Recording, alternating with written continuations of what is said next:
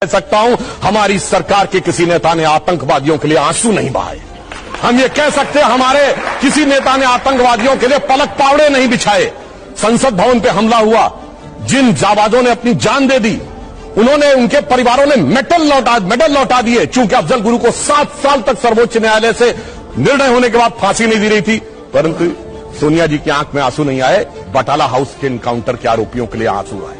हमने किसी जाकिर नायक को शांति का मसीहा कहने वाले, इशरत जहां को बेटी कहने वाले, अफजल को हालात का मारा कहने वाले, हाफिज को साहब कहने वाले, ओसामा को जी कहने वाले, बुरहान वानी को भटका नौजवान कहने वाले आतंकवाद पे भाषण दे रहे हैं।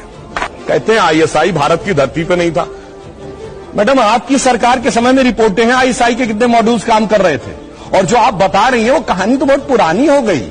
उसके बाद तो जो ठुकाई हुई कहां, उरी में, जो कुछ हुआ बालाकोट में, उसके बाद Imran Khan as prime minister of Pakistan बोले पाकिस्तान की नेशनल असेंबली में, जो हिंदुस्तान ने किया है बालाकोट में उससे ज्यादा कुछ खौफनाक ये लोग करना चाह रहे हैं। आप ये सोचिए, आप शांति के कबूतर उड़ाते थे और हमने बाज उड़ाए हैं गुरु गोविंद सिंह जी की तरह। और आपने लास्ट में कहा शायद देश 1947 में, 2014 में नहीं, आप 47 में मानते हैं, ये राष्ट्र सनातन है, चिरंतन है, 1947 में पैदा हुआ नहीं है। इसीलिए इस राष्ट्र को कोई अपने को फादर कहने लगता है, कोई क्रिएटर कहने लगता है, कोई राष्ट्र का निर्माता कहने लगता है। ये राष्ट्र वो है। अब लास्ट में एक बात करता हूं, कर्नाटक बात कही, बिल्कुल अच्छी बात है, पर मैं पूछना चाहता हूं, कर्नाटक में चुनाव परिणाम आए, हम हारे और ये जीते, पर पूछना चाहता हूं, राहुल गांधी जी ने जाकर कहा था कि इंडिया में डेमोक्रेसी ऑलमोस्ट खत्म हो गई है,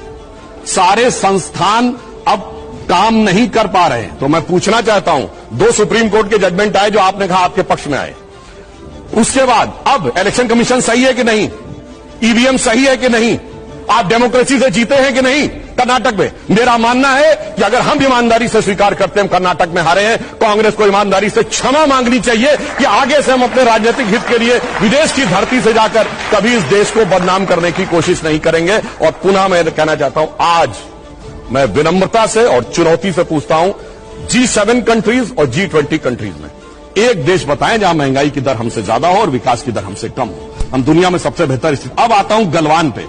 गलवान में हमारे 20 सैनिक बलिदान हुए हैंड टू हैंड फाइट में। देखिए चीन पे इनको कितना भरोसा है। आप प्रैक्टिकली सोचिए, गोली नहीं चली, हाथ की लड़ाई में 20 लोग मारे गए, उधर से एक को घायल नहीं हुआ। ये होती है व्हाट्सएप यूनिवर्सिटी या राहुल गांधी से प्रेरित बुद्धि। ऐसा हो सकता है क्या? इंटरनेशनल मीडिया ने बताया कि 60 के करीब उनके सैनिक मारे गए, उसने एक घायल की भी सूची नहीं जारी की, पर चाइना के डाटा पे भरोसा है और भारत की सेना पे भरोसा नहीं है। और अगर मैं पूछूं, जो हमारे जवान वहां बलिदान हुए थे वो किस रेजिमेंट के थे पता है आपको? बिहार रेजिमेंट। बिहार रेजिमेंट का युद्ध उद्घोष जानते क्या है? बहुत घनघोर सांप्रदायिक लगेगा आपको। बिहार रेजिमेंट का युद्ध उद्घोष है बजरंग बली की जय, मगर वो इनको लगता है सांप्रदायिक। राजपूत रेजिमेंट का युद्ध उद्घोष है राजा रामचंद्र की जय, सुनिए।